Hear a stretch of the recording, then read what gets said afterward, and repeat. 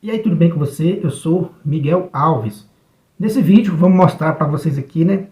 Vamos fazer um estudo aqui da Palavra de Deus. Eu estou aqui com um texto, né, em Atos dos Apóstolos, capítulo 15. Vou ler aqui, né, do versículo 27, para a gente fazer, né, o nosso estudo de hoje.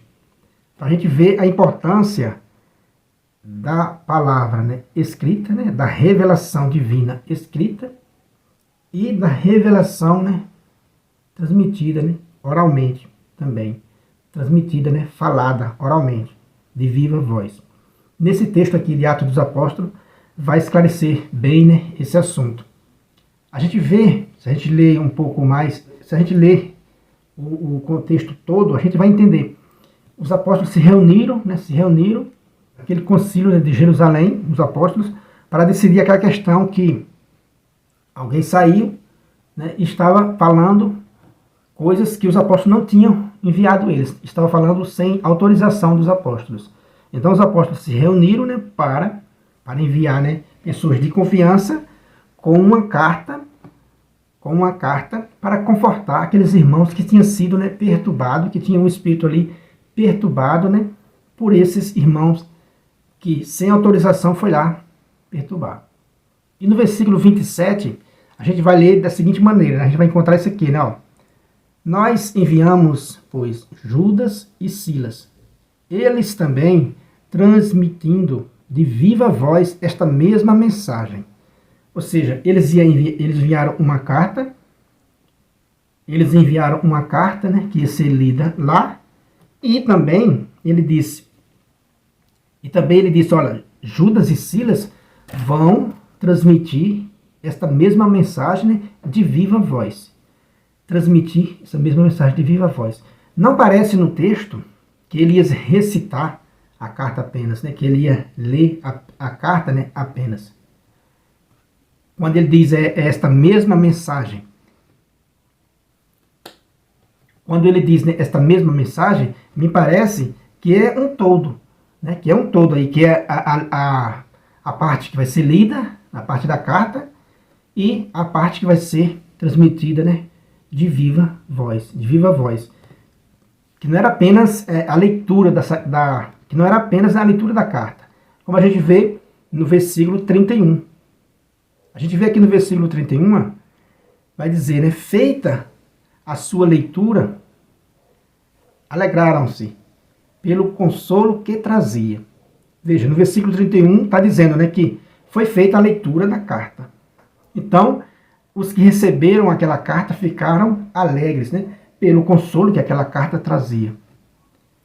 No versículo 32, né, entretanto, Judas e Silas, que também eram profetas, falando longamente, exortaram e fortaleceram os irmãos. Veja aí duas peças, né, duas coisas. Primeiro, no 31 a gente viu a leitura da carta, que alegrou pelo consolo que trazia. E no versículo 32 a gente vai ver que falando longamente, que Judas e Silas falando longamente, exortaram e fortaleceram os irmãos. E no versículo 27 vai dizer, né, nós vos enviamos, pois, Judas e Silas, eles também transmitindo de viva voz esta mesma mensagem. Ou seja, a mensagem é escrita e é falada de viva voz. E né, de viva voz também. Nesse texto mostra claramente. A gente vê a importância da leitura. A leitura alegra. Né? A leitura do texto sagrado alegra e consola. Né? Alegra e consola. A transmissão falada de Judas e Silas, né, exortam e fortalece. Veja que é a mesma mensagem. Não pode separar, né, a revelação divina escrita da revelação divina transmitida oralmente. A gente vê claramente nesse texto. Então, quando as pessoas que abandonaram a fé católica, o que fizeram?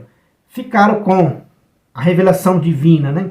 Escrita com a carta, né? Escrita, veja, bem claro, né? Ficaram com a carta escrita e jogaram fora aquilo que era transmitido de viva voz, que é a mesma mensagem. Esta mesma mensagem, que não pode separar. Entende? Então quer dizer que eles ficaram, quem saiu da igreja, né, quem abandonou a fé católica, ficou com a escrita e assim mesmo mutilada e rejeitaram a voz da igreja. Rejeitaram aquilo que é transmitido de viva voz. Rejeitaram, né, a voz da igreja. Deu para entender, meus irmãos, nesse texto, claramente que não se pode, né, aceitar a carta e rejeitar aquilo que é falado de viva voz pela igreja, né, porque é a mesma mensagem. O Catecismo da Igreja, no parágrafo 80, se você tiver aí deixa eu ver se eu consigo mostrar para vocês aqui, no parágrafo 80, aqui ó, o Catecismo, no Catecismo da Igreja, no parágrafo 80, vai dizer, ó, elas estão entre si estreitamente unidas e comunicantes, pois promanam ambas da mesma fonte divina, formam de certo modo um só todo e tendem para o mesmo fim.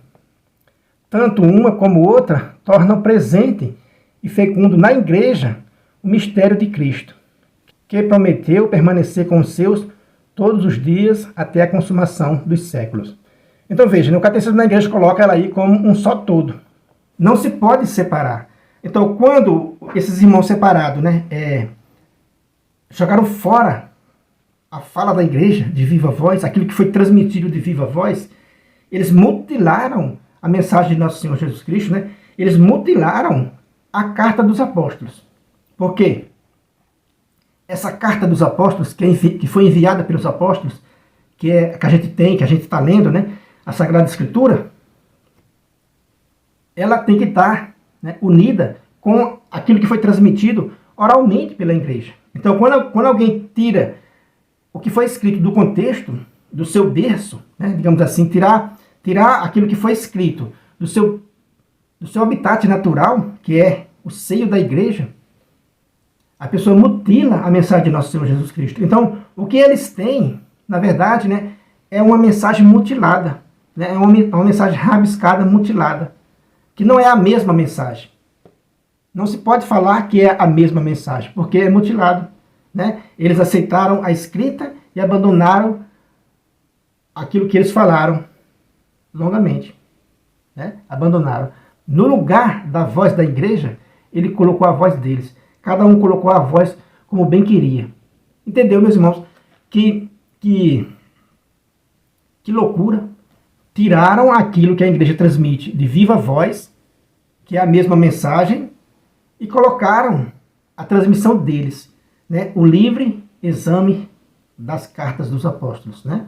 O livre exame da Sagrada Escritura. Colocaram, cada um colocou o seu livre exame. Então, já não tem mais ali exortação, já não tem mais ali fortaleza.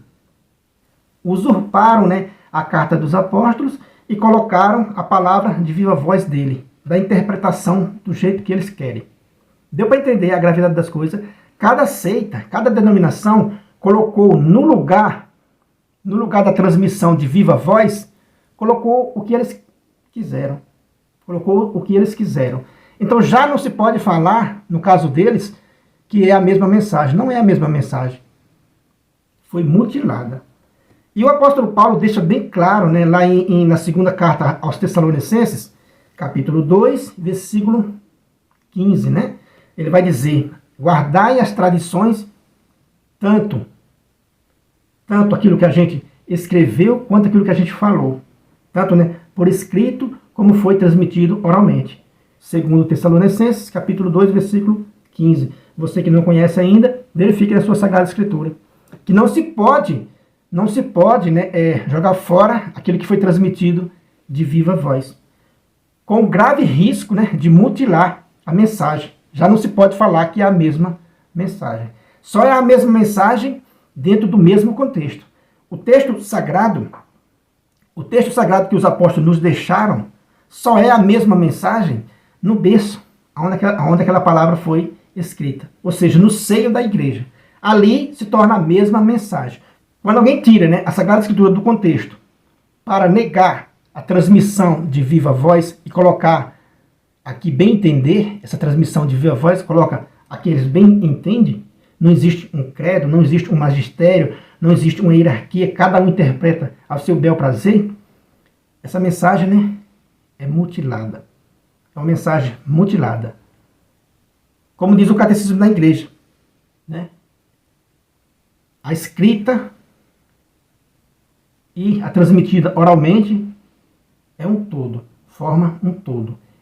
Emanam da mesma fonte e tendem, né, para o mesmo fim. Isso é muito bonito, né? Tem uns ensinamentos da igreja muito bonito. Então é isso aí, meus irmãos. Deu para ver um pouquinho nesse vídeo que a mensagem só é completa dentro, né, do contexto onde a carta foi escrita. Repito, no seio da igreja. Se você não é inscrito ainda nesse canal, né, se inscreva, comente aí o que você achou. Deixa um like, né, um joinha aí para fortalecer aqui o nosso canal, né? Se possível, compartilhe esse estudo aí com outros irmãos que gostam desse tipo de assunto. Muito obrigado e fique com Deus.